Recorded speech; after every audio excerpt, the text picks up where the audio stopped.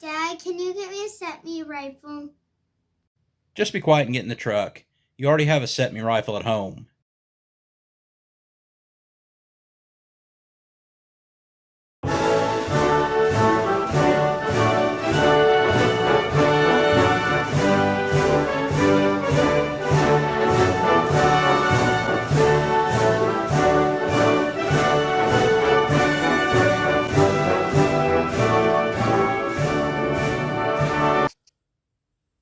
Welcome to the Milsurf Mike channel. Eventually I'd like to do all the major rifles of the Cold War era, at least the ones I can obtain examples for in the United States without taking out a second mortgage. The big four are the AK, AR, FAL, and of course the G1, G3 pattern rifles. The PTR-91 is on my to obtain list, so I can do a big history video on the HK set-me pattern rifles.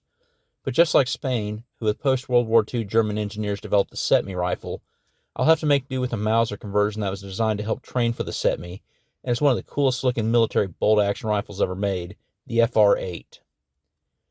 Although historically in naval power, Spain's navy started to disintegrate in the 1820s. By the 1870s, they had started to rebuild and were trying to flex some muscle as a major maritime force. This ended with the Spanish-American War in 1898. When it came to land military, Spain did have luck in choosing good infantry rifles, notably the 1893 model Mauser. Although they lost the Spanish-American War, this Mauser totally outclassed the Krags and trapdoors employed by the U.S. Army. But in a similar story to the Franco-Prussian War, the side with superior infantry rifles could not outclass the side with superior artillery, and also in the Americans' case, Gatling guns. The 1893 still impressed the Americans enough that they would employ their own Mauser. They would design a totally new rifle to replace the Krag.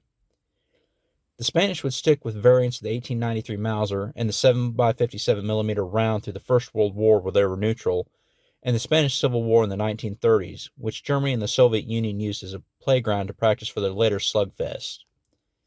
It is notable to mention that during this time, they produced what I guess can be called a pistol caliber carbine, and the destroyer carbine, which was a scaled-down Mauser that fired the 9mm Largo round.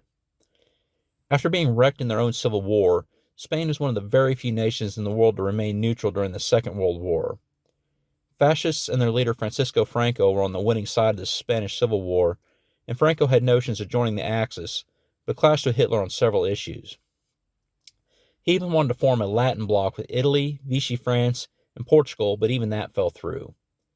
As the tide of war turned, Spain wisely decided to stay neutral. During this time, though, they upgraded the Mauser rifle to use the 7.92x57mm or 8mm Mauser, and this was the M43, based off the 1898 pattern Mauser. The 93 and 16 rifles had a 2-lug bolt design, whereas the M43 had a 3-lug design. By the late 1940s, Spain desired a select-fire battle rifle with a new cartridge that was accurate to 1,000 yards, while also viable in a rifle that weighed less than 3 kilograms.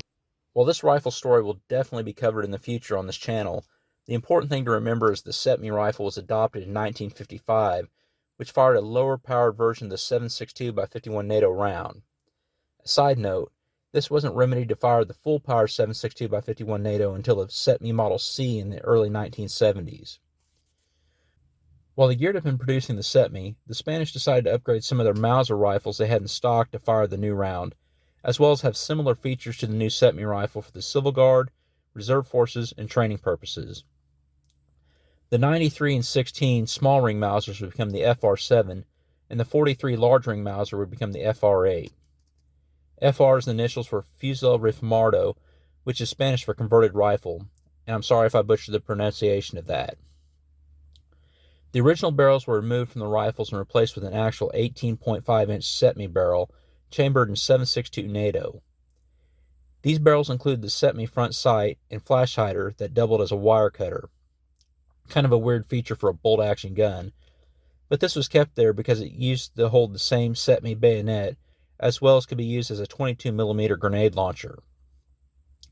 In what looks like a misplaced gas tube, there's a hollow tube below the barrel which can be used to store a cleaning kit. This helped with the bayonet attachment. Instead of the bayonet being attached above the barrel to the charging handle tube on the set-me, the bayonet is attached below the barrel on the FR rifles. The wood stock was shortened to accommodate all this. The follower was adapted to accept the smaller round, and the same rear aperture sight as found on the SETME was welded to the receiver. The sight rotates and has a notch for 100 meters and apertures for 200, 300, and 400 meters. Now, here we need to acknowledge some FUD lore on whether or not these rifles can fire full-powered 7.62 NATO, or worse yet, 308 Winchester commercial rounds. The early SETME rifles used a reduced-powered 7.62 round, so the lore has been these rifles were only meant to fire these reduced-pressure rounds. There might be an argument for the FR-7, which were originally only 7mm Mauser, but the FR-8s originally fired 8mm Mauser, in which the max pressure differences were negligible between 8mm Mauser and 308. There's only about a 25% difference between the max pressure of the 7mm and 308. Even so, testing on these rifles were done with 50% overpressure, and this isn't the Italian Vetterli Vitali, where you have to worry about this thing blowing up in your face at any minute. Franco wanted a modern, equipped military, and he wouldn't have issued rifles that would blow up in a Civil Guard member or military member's face at any moment. Most of the FR rifles that made it to the United States had been fired very little, and the FR-8s especially are safe to fire with modern ammo. Even if you're taking extreme caution, 7.62 NATO is safe, and if you're really worried, just avoid using commercial 308 Winchester. Going by serial number, my rifle was originally built in 1954 as an M43. I'm not sure when it was converted to become an FR-8.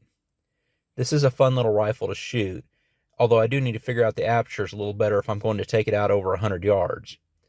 It hits steel at 100 yards, and I haven't stretched it out further, although there's no excuse for it not to do well, as it is still a fairly well-built Mauser.